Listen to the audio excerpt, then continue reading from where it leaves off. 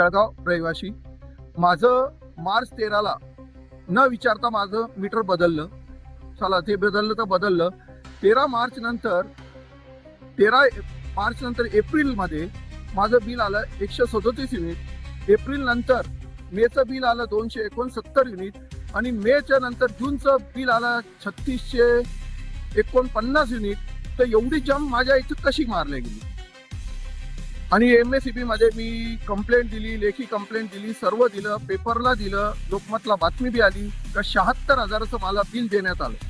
आम्हाला हे मीटर नकोय, आमचं जुनं मीटर होतं तेच आम्हाला पाहिजे. आणि प्रशासनाला आता ते आम्हाला सांगतात तुमच्या घरात आर्थिंग नव्हती म्हणून तुम्हाला बिल आलं, तुम्ही आर्थिंग करा. म्हणजे लोकांना आर्थिंगचा भूदंड परत 6,000 रुपये आर्थिंगला लागले. मग नंतर आता चेक करायला आले, त्यांनी सांगितलं तुमच्या घरात वायरिंग लिकेज आहे, जुनी वायरिंग झाल्यामुळे लिकेज आहे. म्हणजे लोकांनी परत फिटिंग नवीन करायची का? पूर्ण कोणाची अंडरग्राऊंड फिटिंग आहे, सगळ्या फिटिंगला किती खर्च येईल? आणि एक सेकंदाचं बिल वाढतंय. ही कोणती पद्धत आहे? म्हणजे राजकारणी लोकांनी बी लक्ष द्यायचं नाही. कारण अदानीचे मीटर आहे ना, अदानीचंच हे काय म्हणतात सोलर पॅनल, तिथून MSEB मधून सांगतात सोलर पॅनल लावून घ्या. म्हणजे तिथं ऍडव्हर्टाईज करायला बसवलंय का कर्मचाऱ्यांना? तिथं सामान्य माणूस अहो म्हणजे सामान्य माणसाला एवढे हाल उरायले का त्याचे लिमिटच्या बाहेर ज्याचं बिल कधी 1500, 1200, 1300 येत होतं त्याचं बिल 4 आणि 6. काय अडचण है मैडम? एक तो सबसे पहले हमारे यहाँ पर जबरदस्ती तो स्मार्ट मीटर लगाया गया। मैं पूछती हूँ पुराने मीटर में क्या प्रॉब्लम थी, ये हमको बताई जाए। और दूसरी बात, 4 महीने से हम लोग बहुत सारी परेशानियों को झेल रहे हैं, फिर भी सोच रहे हैं कि कौन बोलेगा।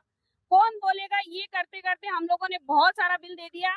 जितनी हमारी कमाई नहीं होगी उतनी ज्यादा तो हम लोग सरकार को दिए जा रहे हैं। उसके बावजूद मैंने कल एक बहुत बड़ा चमत्कार देखा मेरे घर में कि मैं 8 दिन से घर में नहीं थी और मेरा 250 यूनिट खींचा हुआ है। तो ये 250 यूनिट कहाँ से खींचा है, ये मुझे जवाब दिया जाए। और दूसरी बात, मेरे यहाँ पर जो पुराना मीटर है कृपया करके वही लगा दिया जाए ताकि हमारी मेहनत की कमाई हमारे पास ही रहे, आप तक ना आए। ही व्यथा सर्वसामान्य माणसाची आहे. प्रत्येकाने या आंदोलनासाठी उतरलंच पाहिजे की आज स्मार्ट मीटर बसून जो अतोनात पैसा आहे हे महावितरणकडून कमवले जात आहेत, तर गरीब माणूस कुठून भरू शकत?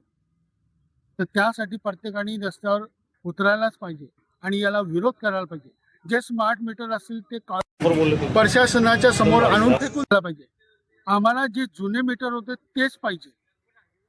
आणि राहिली गोष्ट की आजपर्यंत हे जो व्हिडिओ जो कोणी पाहत थोडंसं काही वाटत असेल तर त्यांनी खरोखरच या आंदोलनात सहभागी होऊन रस्त्यावर उतरायलाच पाहिजे. आणि आज मी धन्यवाद देतो त्या आकडेवाल्यांना की ते मस्त आकडे टाकून बिनधास्तपणे या सरकारच्या तिजोरीवर बोजा टाकतात. आणि आम्ही रोज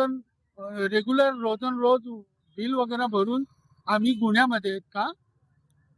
हा प्रश्न मग शासनाला करतो. तर आम्ही हे लाईट बिल वगैरे भरणं सोडून आम्ही सुद्धा गुन्हेगार म्हणायचे आकडे टाकून.